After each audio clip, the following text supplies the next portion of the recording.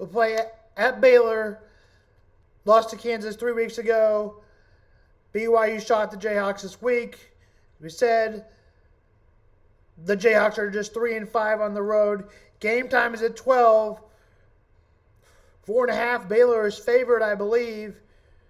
Kevin McCullough will be questionable to play the game, so it will be Hunter Dickerson. Watch out for also DeJuan Harrison Jr. playing a good game for key for the Jayhawks to win, and honestly to win in the tournament. This game tips off at 12 tomorrow. Kansas State will play Cincinnati. Players to watch out for the Cats: Cam Carter, Tyler Perry, and to watch out for the Cincinnati Bearcats today is Dan Skillings. This will be a tough game for the Cats because it's on the road. I think it will be a tight one where the Cats lose. The Cats are just 2-6 on the road. I'm taking the Bearcats, Cincinnati, 65-60. And they've got 2 more games. They got to go 2-0. If they lose tomorrow, Iowa State and Kansas give me slim pickings for that happening. Mizzou will try to grab their first win of the season against Ole Miss. One of their best chances in the last 3 games. I guess the LSU game is their best chance, but it's on the road, and Missouri hasn't really won a road game except coming back against Minnesota this year, and I think that's their only win on the road. I'm not picking Mizzou to win the game, and Missouri was down by 20 in that game, which they came back against Minnesota. That game is at 7:30. I'm taking no wins from the Tigers. Game time tomorrow, 7:30, Ole Miss and Mizzou. South Carolina to host Florida. South Carolina is having one of their best seasons in a while. Watch out for Walter Clayton for the Gators, who averages about 17 points rounding up. Walter Clayton averages 18. Meshie Johnson will be a player to watch out for South Carolina. He has his averages 13.8.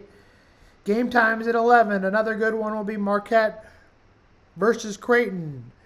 Players to watch out for Baylor: Graham Ike and Adrian Mahoney, averages 14 a game. Graham Ike averages 16.7 for the rest for St. Mary's. That will be 23 versus 17. That game tips off tomorrow at 9. All these great games and more. Check out ESPN for that. Tomorrow on Erick Hosmer. That'll be Sunday Sports. This is Sam Vaughn for Sam Sports Report. Is this the right guy for this coaching staff and for this locker room? That's what he's trying to figure out. Is it that guy on your screen? Is it Caleb Williams? Is it Jaden Daniels? Is it Drake May? Whoever it is. Secondly, I think what he's trying to figure out is this. If I am going to go ahead and get a quarterback, then what I need people to do right now is, the only way you're going to talk me out of taking a quarterback at this position right now is someone who wants a quarterback, who wants to pick number 1 overall. I need them to make their best offer to me. I need them to come to me now. And I think that's what he's referring to in terms of, I want to do right by Justin. No one wants to live in the gray. I think he would love for somebody to step up right now and say, hey, look, this is what we're going to give you, whether it be Washington, where you trade from 1 back to 2. And who knows, Peter King put this out there, right? Maybe then Atlanta comes and says, hey, we want to pick number 3, we want to pick number 2. So we'll come up to number 2 and you drop down to number 8. And then they have the number 8 and number 9 picks. And then he sits there with Justin Fields himself and goes, hey, look at all these picks that I have now. 8 picks in the top 2 rounds over the next 2 years, I think was something that Peter had put out there. Can you imagine if he pulled that kind of thing off? If someone came to him and said, hey, look, we can go ahead and offer you an absolute treasure trove that you could set this team up for the next 10, 15 years.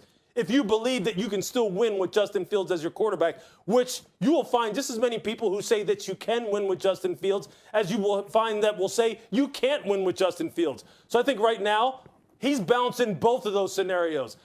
Have I drilled down on the guy that I actually want? And is there a team that's going to come up and make this tough for me and go, hey, look, we can offer you some things that maybe can dissuade you from picking a quarterback number 1 overall and setting up Chicago for the next 2 decades?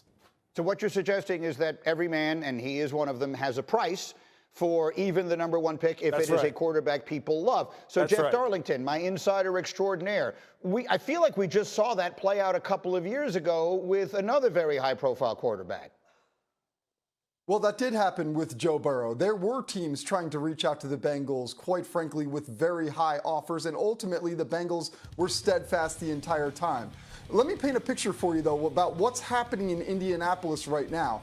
I've covered 17 scouting combines, and I can tell you the on-field evaluations, very important. The in-meeting evaluations, very important. But what else will be very important for Ryan Poles is all of the hallways within Indianapolis, all of the restaurants, all of the bars. He will be the most popular man in Indianapolis for two reasons.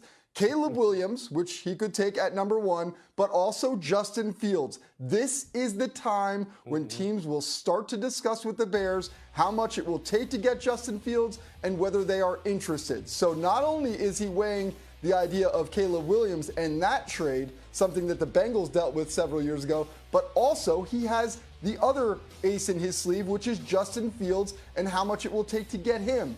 A lot is happening in Indianapolis right now that could shape the NFL for the next 10 to 15 years. Absolutely. And again, the obvious difference between the Cincinnati situation with Burrow and this situation in Chicago is that Cincinnati didn't have Justin Fields, who was a reasonable second option or other option, or however you want to put it. So it's a fascinating dynamic.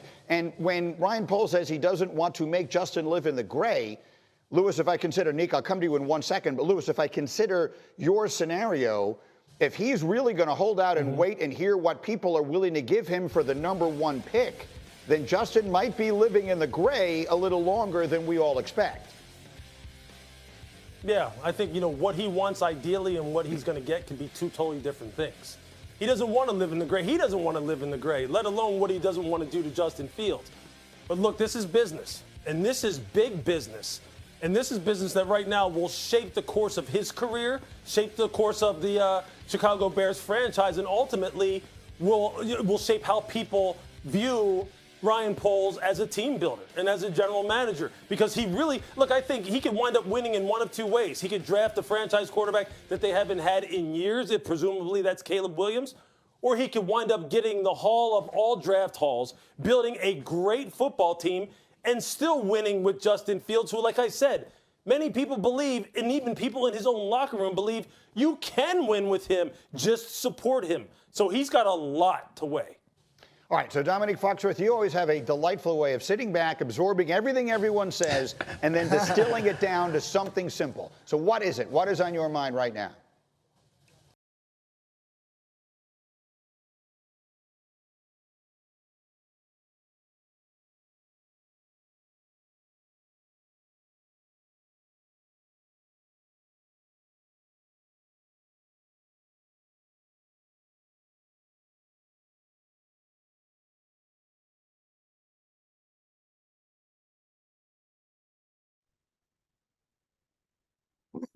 Hi, Jason. How you doing?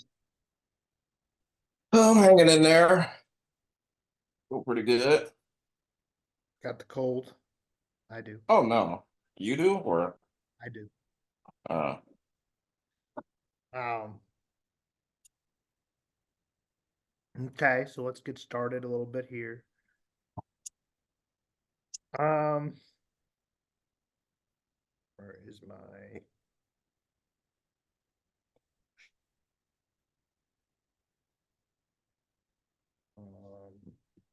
Oh. Okay. So, Chiefs win the Super Bowl. Are you surprised or shocked? well, those are kind of the same things. More, I would say. I guess I'm a little surprised because it just didn't look like they were going to get there as the season was going on. But then when you got into the playoffs and things started to fall the way they did, it just kind of leaned that way. But then when you got to the Super Bowl, it seemed like the 49ers were kind of destined for it, and they kind of blew it again.